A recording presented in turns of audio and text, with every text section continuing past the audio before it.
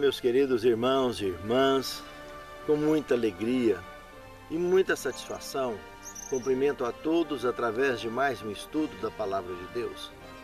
Antes de iniciarmos esse estudo, gostaria de convidá-los para uma palavra de oração. Senhor Deus, muito obrigado pelo teu cuidado, o teu amor, o teu carinho por todos nós. Obrigado, Senhor, pela tua misericórdia. Obrigado pela tua paciência e pelo teu cuidado e direção em nossas vidas. Perdoe, Senhor, onde quer que temos faltado contra ti e capacita-nos, Senhor, a reconhecermos a nossa pequenez diante de ti, a nossa insignificância diante da tua misericórdia, da tua grandiosidade e do teu amor. E que possamos nos tornarmos cada dia mais dependentes da tua direção e da tua guia em nossas vidas. Queremos te suplicar neste momento que nos estenda a tua bênção para a compreensão do estudo da tua palavra, para que tenhamos não só condição de entender, mas de praticar e de ensinar ao mundo ao nosso redor. Te pedimos agradecidos essas bênçãos em nome de Jesus.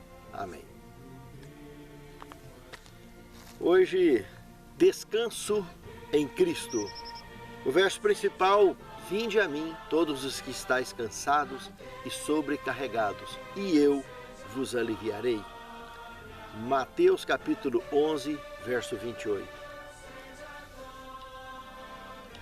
Nós vivemos num mundo, meus amados irmãos, que o psicólogo, ele precisa de procurar outro psicólogo. Um psiquiatra, às vezes, precisa de procurar outro psiquiatra. Um gastro precisa de procurar outro gastro. Um amigo tem que procurar um amigo. Um irmão tem que procurar um irmão. Sabe por quê? Porque somos mortais. Somos pessoas extremamente limitadas, cheias de limites. Por mais que em muitos pontos possamos ajudar e contribuir com o mundo ao nosso redor, precisamos de ajuda o tempo todo. E nessa lição dessa semana, descobriremos que nem tudo nessa vida encontraremos suporte entre os mortais. Descobriremos nessa lição a necessidade real de nos aproximarmos cada vez mais da dependência plena e absoluta desse Deus maravilhoso. Porque, de fato, só Ele pode trazer alívio real para as nossas almas. Descanso, aquele descanso lá dentro da alma, só Ele pode dar. Qualquer outra forma de alívio, a não ser esse, é passageiro, muito temporário e transitório. O alívio que Ele nos traz é a certeza absoluta da vitória, do descanso real, da restauração real, que nos condiciona a prosseguir avante, rumo ao grande encontro com a eternidade, a sermos de fato redimidos. Segundo tema, o jugo leve de Cristo. Interessante que o primeiro ponto a ser observado aqui, nesse tema, é que esse assunto foi precedido por uma reclamação de Cristo contra 3 cidades impenitentes: Corazim, Betsaida e Cafarnaum. Ao analisarmos Mateus 11, 20 a 27, percebemos que Corazim ele comparou com Tiro, Betsaida ele comparou com Sidom e Cafarnaum ele comparou com Sodoma. Veja que 3 cidades dos dias de Cristo comparada com 3 cidades da antiguidade e que tiveram sérios problemas com Deus na antiguidade. E agora essas 3 cidades modernas estavam tendo sérios problemas com Cristo e com Deus. Quando lembramos de Tiro e Sidom, essas 2 cidades eram cidades historicamente que compunham características satanistas, especialmente Tiro, que nós temos lá em Ezequiel um relato muito grave desse assunto, aonde o rei de Tiro na ocasião personificou plenamente Satanás. E o profeta pôde fazer relatos objetivos e detalhados desse anjo caído. O comportamento daquela nação era terrível. E ao comparar então Sodoma com Cafarnaum, meu pai, Sodoma foi destruído, juntamente com Gomorra. E Zoar também seria destruído, que estava ali próximo. Só não foi destruída porque o Jó pediu para ir morar lá, para poupar o povo. E não morou nada lá, e foi lá para as montanhas. Na realidade, ali em volta de Sodoma, eram 3 cidades. Era Sodoma, Gomorra e Zoar. Só foi destruída Sodoma e Gomorra, graças ao carinho muito grande de Jó com aquela cidade. E como era pequenininha, Deus deixou passar, sabendo que poderia ter um trabalho especial para recuperar Zoar. Mas Jesus aqui, nessas 3 cidades, fez comparações pesadas. Inclusive, dizer claramente que se os milagres que foram feitos nessas 3 cidades que ele estava ali convivendo, contemporâneas dele, Corazim, Betsaida e Cafarnaum, se tivesse sido feito lá, naquelas 3 cidades do passado, esses milagres, aquelas cidades não teriam tido o destino que tiveram. E que, inclusive, o rigor no juízo, no grande juízo de Deus, será bem maior para essas 3 cidades impenitentes do que para aquelas 3 que chegaram ao ponto que chegou. Porque lá não teve os milagres que tiveram. Inclusive ele disse que se tivesse, Sodoma estaria aqui até hoje. Não teria sido destruído. Isso aqui, esse assunto, deixou Cristo bastante amargurado. É onde ele abre o leque, então, de que o único alívio que o mortal realmente poderia ter é só se chegando a ele. Porque aquele momento ali que ele sofreu aquela angústia, o Pai o restabeleceu. E ele, como vitorioso na glorificação do Calvário, da ressurreição do Calvário, ele assumiu essa postura direta de Deus Filho, restaurando as nossas almas, nos dando força, nos iluminando e nos dirigindo rumo à Canaã celestial. Quando analisamos no capítulo 11, do verso 25 ao 27, em um momento muito peculiar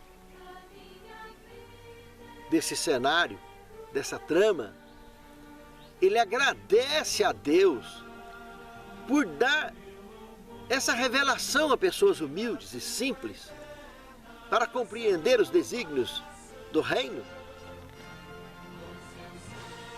dando sabedoria aos humildes, de fato, e os que se dizem entendidos, se não busca Cristo, busca sua própria sabedoria, o psicólogo vai procurar o psicólogo, o gasto vai procurar o gasto. De alguma maneira, eles estariam buscando um conforto físico e não o descanso das almas. Busca o descanso das almas através dessa visão curta de um alívio temporário, de um bate-papo, quem sabe, de um desabafo, enquanto que os humildes, de fato, só dobram o joelho e chegam pertinho de Deus e consegue, de fato, a restauração necessária para prosseguir adiante. No verso 28 ao 30, ele apresenta a única receita para esse cansaço da alma. Cristo com seu jugo e com seu fardo. Peso leve, jugo suave. Terceiro tema, a agitação por causa de um dia de descanso. Meus amados, o que estudamos em Mateus, capítulo 12, verso 1 e 2, Lucas 14, 1 a 6 e Marcos 2, 23 a 28, como também no Evangelho de João, capítulo 5, verso 9 ao 16, são verdadeiras agitações por causa de um dia de guarda, que lamentavelmente o desígnio, o projeto, o propósito desse dia de descanso foi torcido pela religião contemporânea dos dias de Cristo. O primeiro ponto que queremos aqui analisar é que Cristo, de maneira alguma, em qualquer de suas manifestações ou colocações, ele ignorou o dia de guarda. E o segundo ponto é que toda agitação causada, todo o burburinho causado em torno desse tema foi causado por um só motivo: por causa das tradições malditas que jogou fardos e pesos em cima das costas dos seguidores e que ninguém aguentava mais. O sábado, ao chegar, trazia junto uma descrença por causa das regras de quase 30 maneiras que esses fariseus, esses líderes religiosos daquela época, inventaram e colocaram nas costas dos seguidores. Todos já recebiam o sábado com descrença. Ninguém recebia o sábado mais com alegria. Um dia que foi feito com propósito, de descanso, de alegria, de aproximação, de comunhão, tanto fraternal como com o nosso Pai, com o nosso Deus, foi totalmente obscurecido com o manto tradicionalista das invenções religiosas. E mais uma vez, as malditas tradições se tornaram carrascas da verdadeira fé e brinca com ela, que continua. Essas tradições continuam fazendo vítimas na fé, por regras, por invenções antibíblicas que são colocadas nas costas dos seguidores, causando sérios problemas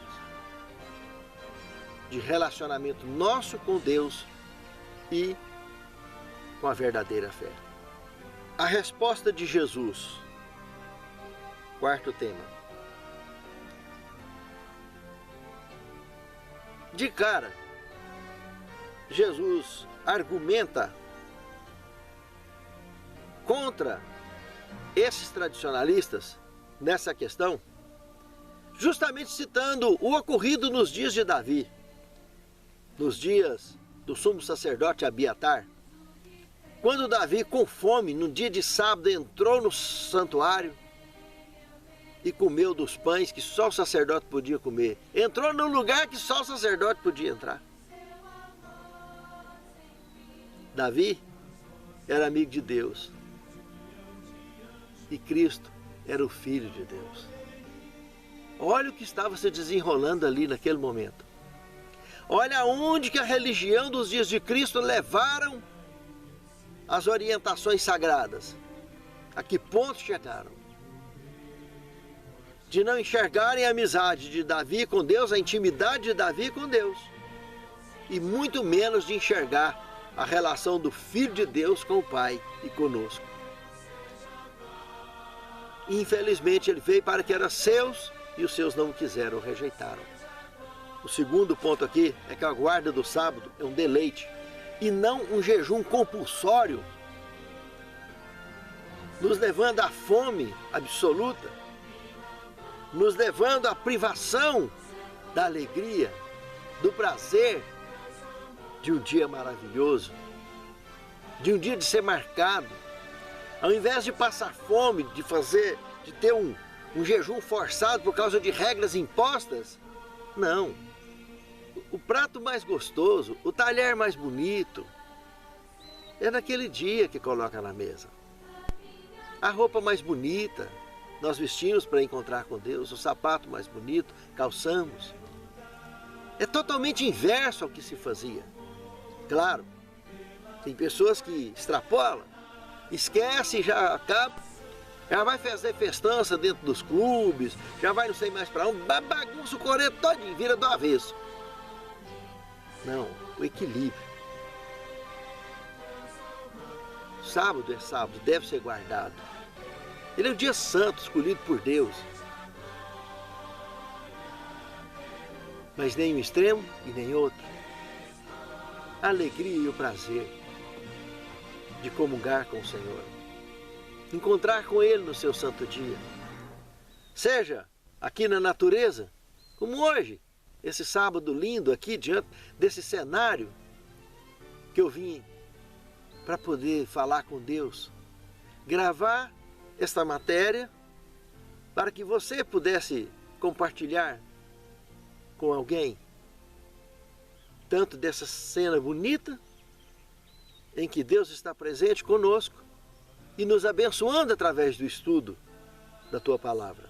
Quando olhamos esse mesmo assunto na ótica do Evangelho de Marcos, na altura do capítulo 2, o verso 27, Cristo faz uma pergunta. Escuta, foi feito o sábado por causa do homem ou o homem por causa do sábado? A mesma pergunta, nós trocamos as figuras, fica fácil de entender. Foi feito o berço por causa da criança ou a criança por causa do berço? Muito simples, né? Ele mesmo responde. Claro que foi feito o sábado por causa do homem, para que o homem descansasse. O berço foi feito por causa da criança, para a criança descansar. Meus amados, quantos têm dificuldade de entender os desígnios de Deus? Justamente porque não entrega o coração a Deus. Foi por isso que Cristo disse: eu sou o caminho, a verdade e a vida. Ninguém chega ao Pai senão por mim. Eu sou o Senhor até do sábado. Claro, Ele ensinou a maneira absoluta, a maneira correta de guardar o sábado. Ele deixou um exemplo claro. Por isso, entramos no quinto tema, cura no sábado. Aqui, ao analisarmos Mateus 12, de 9 a 14, vimos que tinha um homem com a mão atrofiada, mirrada, em outras traduções. Estava lá dentro da sinagoga. E observem o primeiro ponto, que os próprios líderes religiosos provocaram a Cristo. Porque eles sabiam que Cristo, ele não podia ver uma pessoa por perto, doente, que ele já ia curá-lo, não importa o dia. Aí, eles sabendo disso, eles atalharam. Eles já perguntaram para ele: Senhor, o que o senhor acha? O senhor acha que é certo curar dia de sábado? Que pergunta! Que pergunta! O segundo ponto dessa questão, Cristo responde: rapaz, o cara tem só uma ovelha. Só uma. E dá no sábado, essa ovelha cai num buraco. O sustento dele está ali. Seja uma ovelha, seja um boi. É o que ele tinha para passar uma temporada de alimentação boa. Caiu, a única que ele tinha. Ele não vai tirar? Se cair o filho que ele tem no buraco, ele não vai tirar? Olha, se ele tira uma ovelha, nem se fale de um filho, porque mais vale um homem do que todas as ovelhas do mundo. De imediato ele olhou para o homem e o curou diante de todos. Aqueles líderes o provocaram para ver o que ele dizia. E ele deu a resposta imediata na medida que eles queriam. Só que com um detalhe. Com a mesma palavra que eles criaram regras absurdas de quase 30 formas de guardar o sábado, coisas que Deus não instruiu. Regras ignorantes, regras sem fundamento, regras ridículas, que não tem embasamento bíblico algum. Quando com a própria palavra de Deus, com a mesma palavra que eles criaram essas regras, Cristo agora simplifica uma forma amorosa de guardar o sábado. Eles já saíram dali tramando acerca de como matá-lo. Porque eles consideraram o pecado mortal o que Cristo fazia, que seria uma transgressão das suas regras e não do sábado. Mas segundo as suas regras, seria do sábado. Meus amados, como as pessoas maquinam. Um homem convence a si próprio da sua mentira. Um homem convence a si próprio da sua grandeza. E nós só somos alguma coisa se olhamos para Cristo. Sem Cristo não somos nada. Somos insignificantes. Quando a palavra de Deus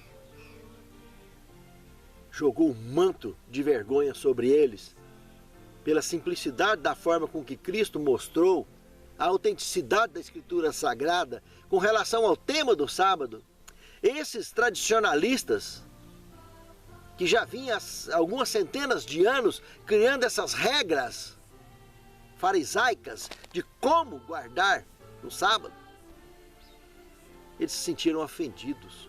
Eles se sentiram ofendidos, letalmente ofendidos. E queriam matar a Cristo para não ser subjugado às suas regras. Como se isso fosse abafar o verdadeiro sentido da guarda do sábado. As pessoas que buscam adorar a Deus em espírito e em verdade e trabalhar com simplicidade a sabedoria divina, da mesma forma continuam sofrendo esse tipo de opressão. Porque a verdadeira forma de viver a religião de Cristo, de viver as instruções que Ele nos dá em Sua palavra, não está escondida atrás de regras que nós inventamos, muitas delas que vai contra a missão do ID. Não precisa disso. Olha aqui uma regra simples, que eu vou citar de exemplo. Há anos, a igreja sofre para levar almas aos pés de Cristo, pessoas que um dia viveram o lamentável problema que o mundo inteiro enfrenta com relação ao divórcio. As pessoas se divorciam dentro da igreja, aí se casar de novo já era. Se a causa da separação não foi nem a viuvez e nem o adultério, meu Deus, é tanta regra que tem, as pessoas não podem ser batizadas. Se batiza, não ocupa cargo mais na igreja. Ai, se era cargo de ordenação, então, meu pai, esquece. Vai para a geladeira, o resto da vida. E aonde está a missão do ID? O perdão, que a igreja ensinou. O perdão não é condicional, é eterno. E não há pecado. Numa separação, não tem base bíblica alguma para isso. Meus amados, o amor é a coisa mais linda. O matrimônio é a coisa mais bela que Deus nos deixou. Mas foi feito para trazer alívio. Foi feito para compartilhar. Foi feito para viver de uma maneira, numa cumplicidade fantástica, amorável, carinhosa. Agora, se as pessoas perderam o amor, perderam o respeito, perderam a estrutura, perderam a dignidade da relação, qual é o sentido disso? De viver sofrendo, viver uma tortura por toda a vida por causa de regras malditas que foram criadas sobre esse assunto?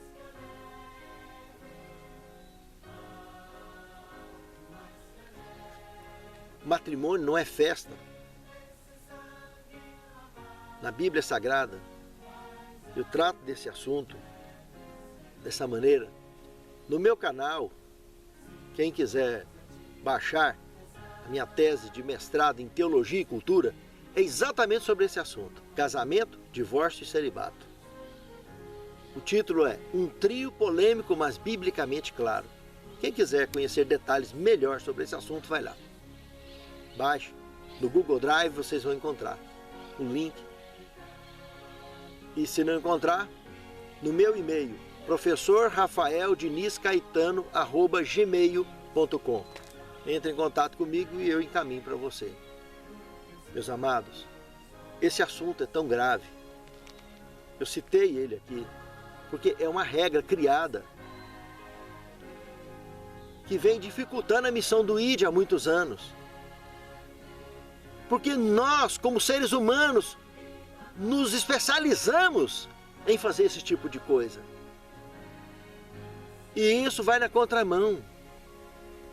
O que eles fizeram aqui nos dias de Cristo com o sábado estava indo na contramão do propósito divino. E nós precisamos de parar de andar na contramão da vontade de Deus. Que o foco dele é somente amor, é prazer. O foco dele é salvação, é perdão, é misericórdia, é restauração, é redenção, é nos levar de volta à eternidade. Não são regras que dificultam o perdão, não são regras que dificultam o verdadeiro princípio da guarda de um dia santo que vá nos reconduzir à redenção. Mas é o amor de Cristo, o sacrifício de Cristo. Precisamos compreender de uma maneira plena isso. A guarda do sábado, sexto tema, é parte da resposta dada àquele homem da mão atrofiada, que Cristo expressou com seus próprios lábios, registrado em Mateus capítulo 12, verso 12. É lícito fazer bem aos sábados. Olha que Isaías 66, de 22 a 23, nós temos um relato fantástico, aonde a questão do sábado não é para ficar discutindo em boca de mortal, não, meus amados. Não precisa de ir no Novo Testamento e nem em outros textos do Antigo Testamento, basta esse. No novo céu e na nova terra que eu hei de fazer, o sábado continuará sendo guardado, irmãos. Virá toda a carne perante mim, me adorar nesse dia especial. Não é para conversa de boca de mortal, não, meus amados. Sábado é para a eternidade, não tem que discutir sobre se é, se não é. Jesus, lá na sepultura, as mulheres que foram lá no sepulcro, viram com a maneira que foi colocado o corpo e voltaram e guardaram o sábado conforme o mandamento está aqui no relato bíblico. Meus amados, se Cristo tivesse excluído, não estariam ali guardando o mandamento abertamente após a sua morte. Meus amados, o sábado é eterno, como Deus é eterno. Como eu e você fomos criados eternos, deixamos de ser, mas seremos redimidos, seremos resgatados, seremos reintegrados à eternidade. E isso tão simplesmente se aceitarmos a Cristo como Ele é e a sua palavra como é. Sétimo tema, O fanatismo cultiva no silêncio a maldade. O que nós vimos nesse relato de Cristo com o homem da mão mirrada, o Desejar de Todas as Nações, página 287, finaliza dizendo um negócio interessante. Seria mais justo ter o homicídio no coração durante o santo dia de Deus do que o amor para com todos os homens, amor que se expressa em atos de misericórdia? O que você acha? Aqueles homens tramaram o homicídio de Cristo em pleno sábado. E quantos dentro da igreja, da mesma forma, continuam tramando opressões contra os servos de Deus, porque buscam a simplicidade da palavra e o poder da palavra para limpar a poeira da tradição e lapidar, com isso aparecer o brilho da joia lapidada da palavra de Deus que está dentro da igreja, está em cima de nossas mãos o tempo todo. Já parou para pensar nisso? Que Deus abençoe a mim e a você, meu amado irmão, minha amada irmã.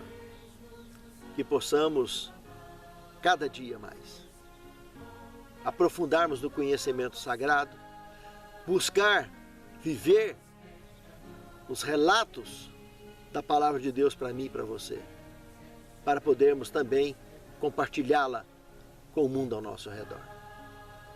Santo Deus, muito obrigado pelo privilégio e pela honra de podermos ter a Tua palavra em nossas mãos e na compreensão de nossas mentes. Capacita-nos, Senhor, a guardarmos com os Teus desígnios e especialmente a ensinar ao mundo ao nosso redor. Santifica-nos em Tua palavra, porque a Tua palavra é verdade. Prepare-nos para o Teu reino. Fortaleça-nos para que nós como igreja, nós como indivíduos, possamos realizar a obra que Tu nos tens confiado. Nós Te pedimos e Te agradecemos essas bênçãos, certos da Tua direção e do Teu Santo Espírito. Em nome do Pai, do Filho e do Espírito Santo. Amém, Senhor.